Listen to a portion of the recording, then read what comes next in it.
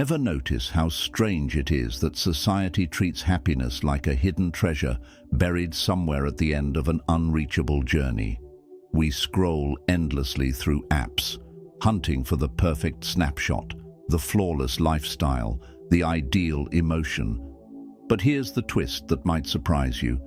People who lived over 2,000 years ago, the ancient Stoics, had already mastered a truth we're still chasing. They realized happiness isn't something you stumble upon. It's something you shape moment by moment through your mindset, your actions, and your unwavering dedication to inner fortitude. Marcus Aurelius, Roman ruler and Stoic thinker, once noted in his personal reflections, "Freedom and joy start by embracing this core truth. Some things are under our command, others aren't." Let that sink in. The most influential figure of his time wasn't obsessed with the joy of his empire. He was centered on controlling his inner reactions. This isn't about sugarcoating hardships or pasting on a fake smile. It's not about ignoring life's weight. It's about acknowledging a profound truth that has the power to shift how you experience reality. Your happiness isn't dictated by what the world throws at you. It's shaped by how you decide to face it. Right now, you might be overwhelmed, maybe by your job, personal struggles, finances, or health. You could be exhausted from trying to meet the relentless expectations of perfection and success.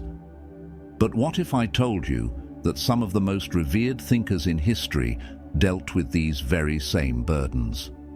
And what if I said they developed clear, practical steps to cultivate peace and strength right in the middle of life's storms? The Stoic way isn't about shutting off emotions or becoming indifferent. It's about staying fully engaged with what really matters: your values, your choices, and the search for meaning in each breath. It's about actively cultivating joy, not because life hands it to you easily, but because you've developed the resilience to choose it despite what life brings. Most people wait around for joy to show up. They think, "I'll feel happy when I get that job, when I meet the right person, when I have enough saved, when everything finally lines up." But the Stoics uncovered something radical. Joy isn't a final destination. It's a skill you practice every day. It's deciding where to put your attention, what to let go of, and how to move forward no matter the circumstance. Take Epictetus, who started life in chains and rose to become a revered Stoic teacher. He said, "What matters isn't what befalls you, but how you handle it." He wasn't offering theory. He spoke from a deep understanding of what it means to endure, to struggle, and to still rise with strength. So today, I'm offering you 5 Stoic insights that can change the way you experience life. These aren't abstract ideas. They're immediately usable tools, each one focused on helping you build lasting joy and emotional clarity. Together, they form the bedrock for a fulfilling life. This isn't a journey of changing the world around you. It's about transforming the way you meet it. It's about realizing you hold more power over your joy than you've been led to believe. It's about learning to walk each day with intention, no matter the storm. Before we explore these transformative tools, I want to ask something of you. If this message resonates with you, if you're ready to stop waiting for happiness and start crafting it, go ahead and hit that like button. Leave a comment below, naming one thing you're choosing to take control of. Share this video with someone who needs this perspective. And don't forget to subscribe. We're building a community that's committed to meaningful growth. Stay tuned through every section of this video. Each insight builds on the last. And by the end, you'll have a complete blueprint for daily peace and inner mastery. The Stoics believed that philosophy wasn't just for reading, it was for living. And today, we're about to prove they were right. If you're ready to walk this path, type it in the comments. I choose daily happiness through unshakable strength. Number 1. Reclaim your morning focus, the core of everyday joy. Here's a truth that can reshape your entire day. The first half hour after you wake up has a profound impact on how the next 16 hours unfold. Most people roll out of bed and immediately dive into their phones, emails, news feeds, messages, letting the chaos of the world fill their minds before they've even taken a conscious breath. But the Stoics saw the early morning as sacred space, a crucial window where you either plant seeds of calm or open the door to turmoil. Marcus Aurelius had a specific ritual that he recorded in his private writings. He reminded himself each morning, "Today I'll encounter selfishness, ingratitude, arrogance, dishonesty, envy, and bitterness." Now, before you call this pessimistic, listen closely. He continued, "But I've come to understand the beauty of goodness and the ugliness of vice, and I know that the person acting wrongly is still kin to me." This wasn't negativity, it was mental readiness. He wasn't fantasizing about perfect days. He was preparing for reality. He was choosing understanding over blind expectation. He was anchoring his mood before the world could pull it off course. Reflect on your mornings. Do you wake up rushed, anxious, already behind before the sun is fully up? Do your thoughts immediately jump to your responsibilities, worries, and everything that could possibly go wrong? Or do you deliberately shape your mental state for what lies ahead? Stoic morning discipline isn't about apps or intricate schedules. It's built on 3 basic but transformative actions. First, accept that challenges will arise. That's part of life. Second, remind yourself that you have the strength to meet them. And third, choose to focus on what's in your control, your mindset, your effort, and your reactions. When you start mastering your mental state in the morning, everything changes. You become intentional instead of impulsive, prepared instead of panicked, calm instead of caught off guard. You stop hoping for a peaceful day and start crafting one. Here's something practical. Tomorrow morning, before you grab your phone or dive into problems, ask yourself 3 questions. 1. What am I grateful for right now? 2. What's one meaningful thing I can do today to grow? 3. How do I want to show up in my world today? This isn't fluffy optimism. It's strategic psychology. You're tuning your brain to favor focus and clarity. Studies in neuroscience confirm this.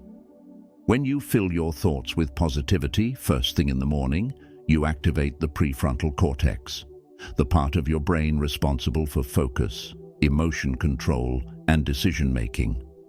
And what makes this approach truly stoic? You're not trying to micromanage the events of your day. You're deliberately controlling the way you face them. You're not setting yourself up to be crushed by unrealistic expectations. You're building the emotional muscle to adapt and endure.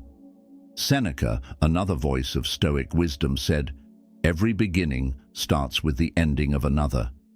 Your morning is the launch of a new chapter, but it also marks the end of yesterday's fears, slip-ups, and limits.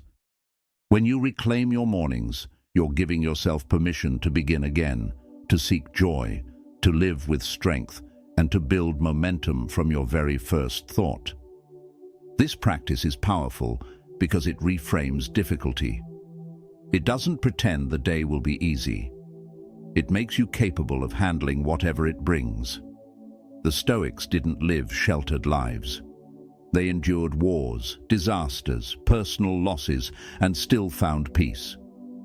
Why? Because they trained their minds to respond instead of react. You can do the same, starting tomorrow morning. You can reclaim your first thoughts. You can decide how your day unfolds. And you can begin every sunrise with clarity, strength, and purpose. Drop this in the comments. I command my morning mindset and direct my day. Number 2. Channel pain into meaning. The art of turning struggles into strength. Here's a truth that may seem uncomfortable at first glance. The moments in your life that test you the most are often the very ones that spark your greatest growth and lead you to the deepest form of happiness. It sounds like a contradiction. We're taught to seek comfort, to avoid pain, to strive for ease. But the Stoics realized something profoundly different about the human spirit.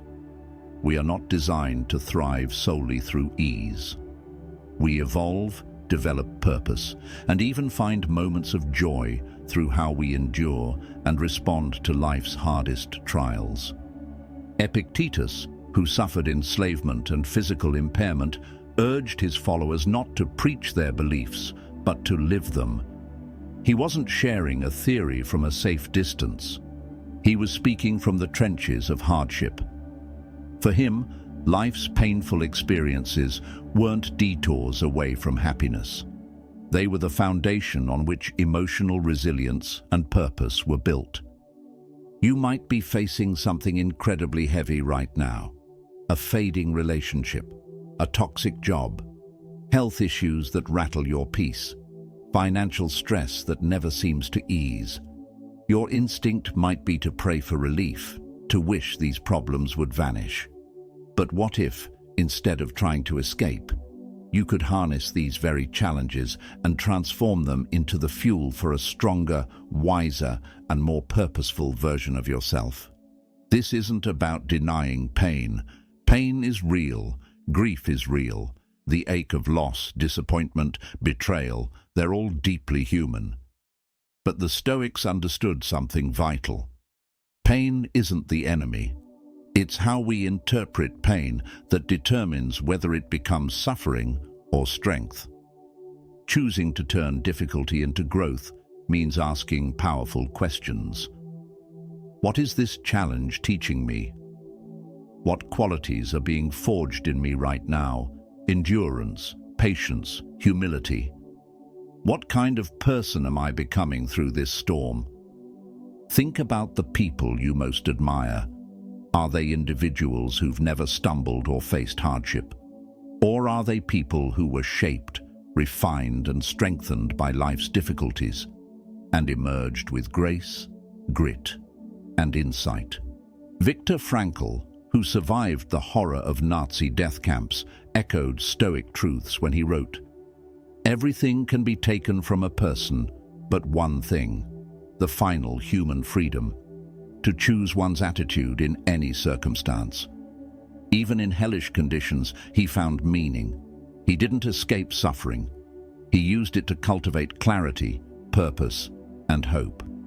This process of turning adversity into growth is what I call Stoic transformation. Step 1. Face your reality as it is, without sugarcoating, without denial. Step 2. Draw a line between what you can influence and what you can't. Step 3. Ask the growth question. How will this shape me into someone stronger, wiser, more compassionate? Here's a real-world example. Losing your job can feel like being dropped into darkness. It hits your identity. It rattles your security.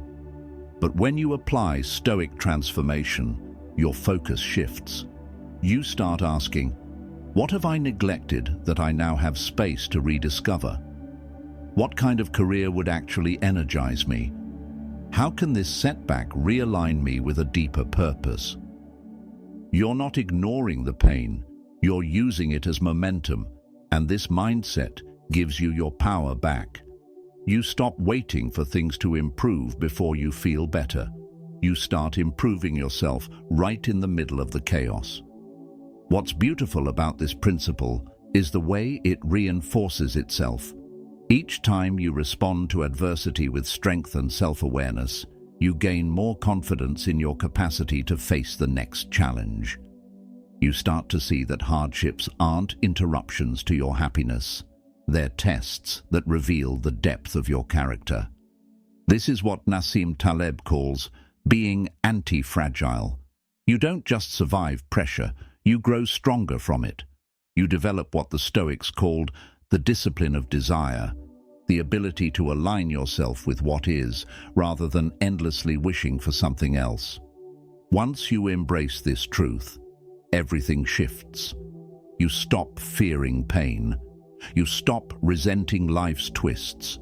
You start accepting that every challenge can become a stepping stone toward a more powerful self. The Stoics weren't armchair philosophers. They were human beings, facing war, exile, loss, illness, and betrayal. They created these principles not because life was kind to them, but because it wasn't. And still, they found peace. You can too. The next time life throws something unexpected your way, resist the urge to ask, "Why me?" Instead, lean into the Stoic lens. What strength is being called out of me right now? Instead of saying, "This is unbearable," say, "This is hard, and I am rising through it." These shifts aren't just semantics. They're transformations in mindset, and over time, they rewire the way you meet life. Write this in the comments. I turn my struggles into strength and purpose. Number 3, let go of control. The liberation of surrendering what isn't yours to hold. Here's an idea that might flip your entire perspective. The vast majority of your stress, tension, and dissatisfaction stems from attempting to manage what was never yours to manage in the first place. Think about it. You're probably carrying the weight of others' judgments, trying to predict the future, fix the past, or bend events to fit your ideals. But in doing so, you're waging a losing war against reality.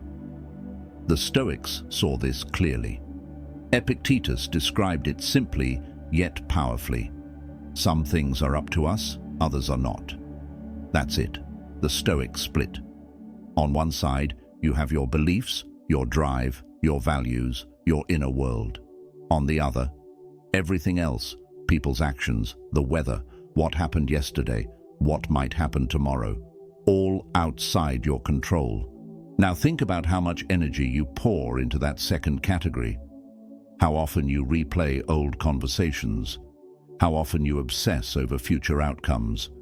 How often you let your joy hang on someone else's reaction or on events aligning perfectly. This isn't peace, it's paralysis. But here's the paradox that sets you free. The moment you stop clenching so tightly, the moment you surrender your illusion of control, you gain real power, the power to govern your own mind, your own reactions, your own presence. Even Marcus Aurelius, who ruled one of history's mightiest empires, understood this. In his quiet moments, he wrote to himself, "Stay rooted in the present." Not because he lacked authority, but because he realized no amount of power could change what had already happened or guarantee what was to come. His strength was in now. Picture a common scenario. You're stuck in traffic on the way to an important meeting. The you of the past might grip the steering wheel, rage boiling, honking, checking the clock obsessively. But the Stoic you breathe, you recognize, the jam isn't yours to fix. You can't make the cars move. What you can control is your breath, your thoughts, your attitude. You use the time to reflect, to breathe, maybe to learn something. And suddenly, you've shifted from frustration to mastery, not of the situation, but of yourself. This is what real surrender looks like. It's not defeat, it's not giving up, it's strategic focus. You're no longer wasting life trying to push immovable objects. You're choosing to pour yourself into what's within reach. Your effort, your patience, your grace. Let's go deeper. Think about how this affects your relationships. The need to control others, their words, their feelings, their timelines, creates resentment, pressure, disconnection. But when you stop trying to engineer people, you start loving them for who they are. You let go of frustration and make room for understanding. And in that space, relationships heal. Seneca put it well, When one chapter ends, another begins. And in this context, that chapter ending is the chapter of trying to micromanage everything. Letting go of control is the opening to real peace, to real connection, to real life. Now be honest, this isn't easy. Society celebrates those who seize control, who dominate outcomes. We're told that successful people bend the world to their will. But here's what's missing. No one has control over results. All we truly have is influence over our actions, our effort, and our internal state. That's what Stoic control really means. It's not about being a puppet master of the universe. It's about being the master of your focus, of your energy, of your own choices. And when you start living from that place, you become unshakable. You stop draining yourself over what others think. You stop panicking over uncertain outcomes. You reclaim your mental bandwidth and start showing up fully where it matters. Here's how to begin. Throughout your day, notice the moments when your anxiety spikes. Ask yourself, am I trying to fix something I can't influence? If the answer is yes, practice the pivot. Shift your attention to what you can affect in this moment. You can't decide if someone hires you, but you can prepare your heart and your mind to give your best. You can't force someone to like or understand you, but you can speak your truth with clarity and kindness. You can't control how your plans unfold, but you can control how flexibly you adapt. This shift is not about weakness, it's about precision. You're becoming laser-focused on the areas where your power is real. And in doing so, you become more effective, not less. You pour your effort into where it will matter. You stop burning energy in the wind. Drop this in the comments. I release what I can't control and reclaim my inner peace. Number 4, cultivate a grateful lens, the daily practice that awakens joy. Here's a powerful shift that can alter how you feel every single day. You are already surrounded by more reasons to be joyful than you can possibly count. But you've been trained to overlook them. At this very moment, as these words reach your ears, your life is overflowing with quiet miracles you've stopped noticing. Your heart is beating without you having to command it. Your lungs fill with air moment after moment. Your eyes decode the world's colors, textures, and expressions. Your brain connects thoughts, feelings, memories, and dreams. But what do most of us focus on? The one thing that's missing. The next goal, the thing that went wrong, the comparison that makes us feel less than. The Stoics knew this flaw in human nature well, but to them, gratitude wasn't just a pleasant feeling, it was a discipline, a daily tool for training the mind to see abundance, especially when life felt scarce or uncertain. But let's be clear, Stoic gratitude wasn't just about jotting down lists of nice things. It wasn't a feel-good exercise for good days. It was a deep philosophical orientation, a decision to see value even in the mundane, even in the painful, even in what others might miss entirely. Marcus Aurelius wrote, "When you wake each morning, reflect on the honor it is to breathe, to think, to feel, to love." Notice, he didn't say, "when you're winning," or "when life is going well." He said, "every morning." Because for the Stoics, gratitude wasn't conditional, it was foundational. But here's where it becomes truly life-changing. The Stoics practiced something called negative visualization. Seneca would often suggest imagining the loss of the things you cherish, your health, your home, your loved ones. Not to induce fear or sadness, but to trigger awareness, to break the spell of numbness that routine creates, to awaken reverence for what we take for granted. Think for a moment about the people closest to you, the ones you speak to daily, or even argue with occasionally. Now picture your life without them, not as punishment, but as perspective. The ache that rises in your chest when you imagine that loss. That's dormant gratitude, suddenly awake, reminding you not to overlook what matters. This isn't morbid, this is clarity. When you regularly reflect on impermanence, you stop sleepwalking through life. You stop rushing past beauty. You begin to realize that even an ordinary day is an extraordinary gift. And Stoic thankfulness didn't stop at good fortune. It extended into hardship.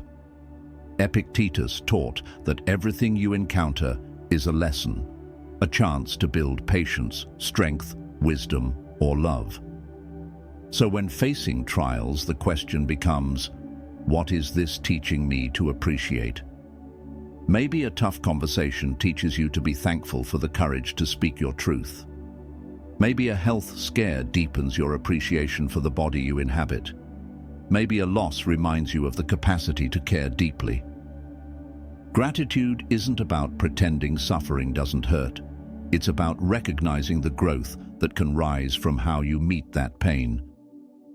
Here's a simple but powerful evening ritual. Before bed, take 5 minutes and name 3 specific things from your day that you appreciate. But don't stop at naming. Feel them. Reflect on how different your day would have been without them. Start with something major, your ability to walk, to eat, to rest safely. Move to something medium, a warm conversation, a piece of music, a kind gesture. End with something tiny, the sound of birds in the morning, the taste of your coffee, the fact that your body kept you alive without complaint.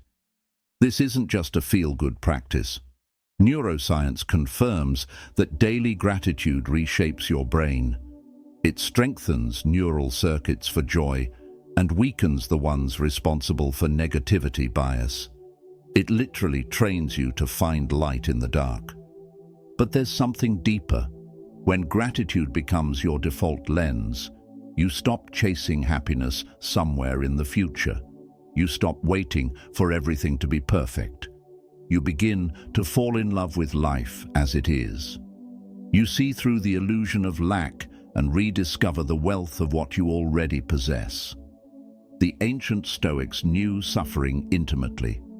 They faced wars, plagues, betrayals, poverty, political exile, and yet they chose appreciation because they understood something essential. The practice of grateful awareness doesn't remove hardship, but it softens its edges and reveals the beauty still present within it. Cicero once said, "A heart filled with thankfulness is the root of all other virtues." Gratitude becomes the soil from which resilience, courage, patience, and peace all grow. So tonight, you have a choice. You can scroll through your regrets, or you can return to the present and count your treasures, many of which can't be seen, only felt.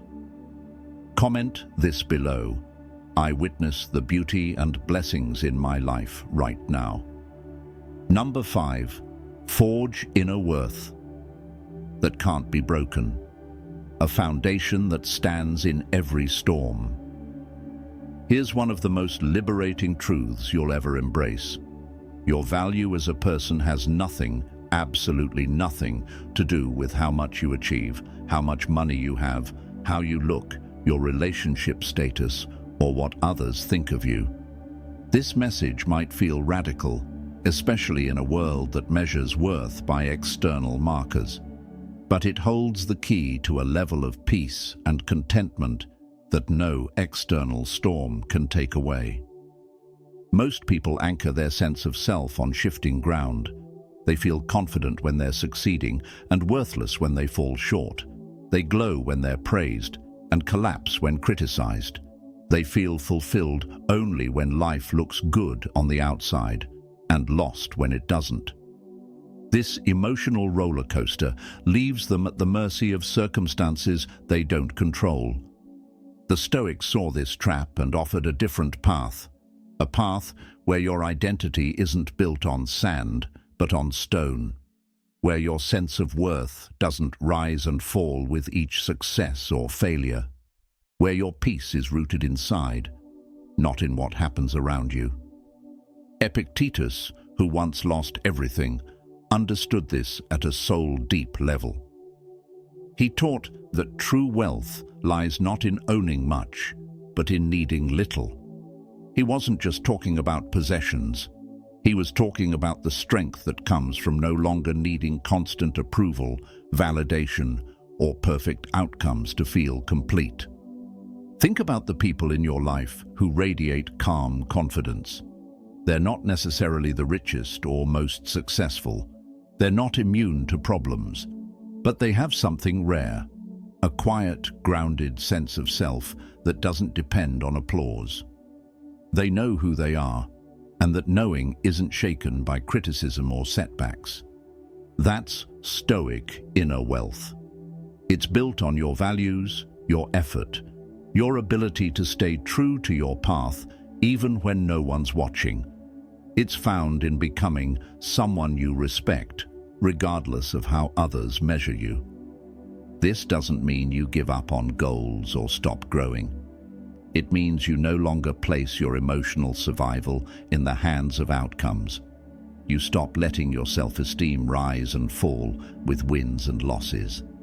You begin to enjoy the process, the daily discipline of becoming who you want to be. Marcus Aurelius, a man surrounded by riches and power, understood this clearly. "Very little is needed to upset us," he wrote, "but only our judgment decides whether it does." In other words, even a king is disturbed not by events, but by his opinion of them. Real strength comes from mastering those opinions. And here's the magic. When your worth isn't attached to external validation, your relationships deepen. You stop craving approval. You stop taking everything personally. You stop needing others to constantly reassure you. And in that emotional freedom, you become a better listener, a more present friend, a more loving partner.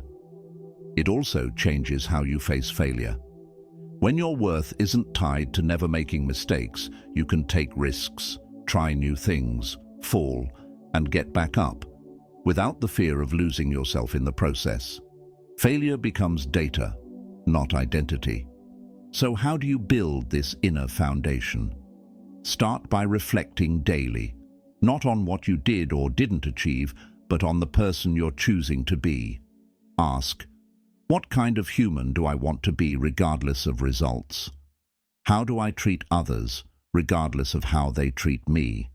What values do I live by even if no one notices? Seneca put it best when he said, "Anyone who ties their happiness to fate becomes a slave to chance." If your joy is dictated by fortune, you're forever unstable. But if your worth is grounded in your principles, in your kindness, your courage, your effort, then no failure, no rejection, no downturn can take it away. This kind of strength isn't built overnight. You've likely spent years, maybe your entire life, chasing validation, comparing, performing, proving. Rewiring that takes intention, repetition, and compassion. So begin small. Identify one area where you've been outsourcing your worth.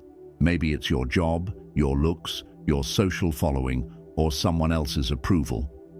For the next 7 days, commit to shifting the focus inward. Celebrate effort, not applause. Honor your progress, not perfection. And when things go wrong, remind yourself, I am still worthy. I always have been. Your value was never in question.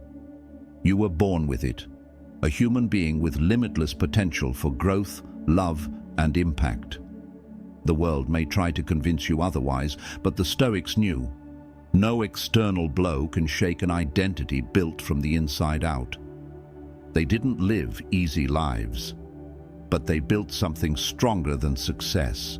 They built resilience, character, and peace that no chaos could touch. And so can you. You can choose to build a self-worth that doesn't crumble in the face of rejection loss, or challenge. One that stands even when the winds of life howl at your door. And here's the final paradox. When you no longer chase approval, you often begin to receive more of it. But by then, you've outgrown the need. And that's the moment you know you are finally free. Post this in the comments. My value is rooted in who I am, not in what happens to me. Conclusion. Your daily path to peace, strength, and true joy. As we come to the close of this journey, I want you to take this truth with you. Happiness is not a prize handed out by fate. It's not something you stumble into by accident or wait around hoping for. Happiness is a craft, built daily through your focus, your habits, and your decisions. The 5 Stoic principles we've walked through today aren't abstract theories. They're real-world tools, sharpened over centuries, used by people who faced immense hardship and still chose peace. Now, they belong to you. You've learned how to reclaim your mornings, to set the emotional tone of your day by anchoring your mindset before the world has a chance to hijack it. You've discovered the strength in transforming hardship into purpose, choosing growth, clarity, and meaning instead of surrendering to defeat. You've begun to let go of the exhausting urge to control everything, and found the relief that comes from narrowing your focus to what's truly in your hands. You've seen how a grateful lens can change everything, not by making problems disappear, but by showing you the quiet wealth already around and within you. And you've started to construct a sense of self that doesn't collapse under pressure, a deep, steady worth that rises from your character, not from applause. But knowledge on its own is just potential. The real change, the one that shifts how you feel, think, and live, comes only when you apply what you've learned. So here's your invitation. Don't try to master all 5 principles at once. Choose just one, the one that speaks most directly to where you are right now. Commit to practicing that principle for the next 7 days. Make it part of your morning. Use it during challenges. Reflect on it before bed. Watch how your experience of life begins to shift. Not because life suddenly becomes perfect, but because you become stronger, calmer, more rooted. This is what the Stoics understood. They didn't invent these ideas in peaceful times. They built them in the fire. They shaped these tools in response to betrayal, war, illness, political persecution, and death. And yet, they didn't let those events steal their joy. They didn't wait for life to be easy to choose meaning. Neither should you. You have that same choice. You have that same power. Every day, in every moment, you can practice becoming who you were meant to be. Not through perfection, but through presence and principle. Your joy doesn't belong to luck. It doesn't depend on the market, or the news, or whether everyone likes you. It belongs to you, in your discipline, in your mindset, in your ability to live from the inside out. So take that power, use it. Build a life not based on appearance, but on alignment. Not on chasing outcomes, but on mastering how you meet them. Not on waiting to feel better, but on becoming better, moment by moment. If this message spoke to you, if something in it stirred your awareness, your hope, your readiness, then do this. Hit the like button right now to let us know this matters to you. Comment below with your biggest takeaway, or the one principle you're committing to practice first. Share this video with someone you care about, someone who deserves to feel strong again, and subscribe, because we're building a space where people like you and I keep showing up, keep learning, and keep growing from the inside out. One final reminder before you go: life doesn't hand happiness to you. It gives you tools, and what you do with them, every morning, every challenge, every small moment, is what defines your freedom, your strength, and your joy. So go out there, practice your peace, train your mind, strengthen your soul, and choose happiness, not someday, but today. Every single day, you have the power to build a life of wisdom, clarity, and inner calm. Say it in the comments. I choose daily joy through discipline, clarity, and inner strength.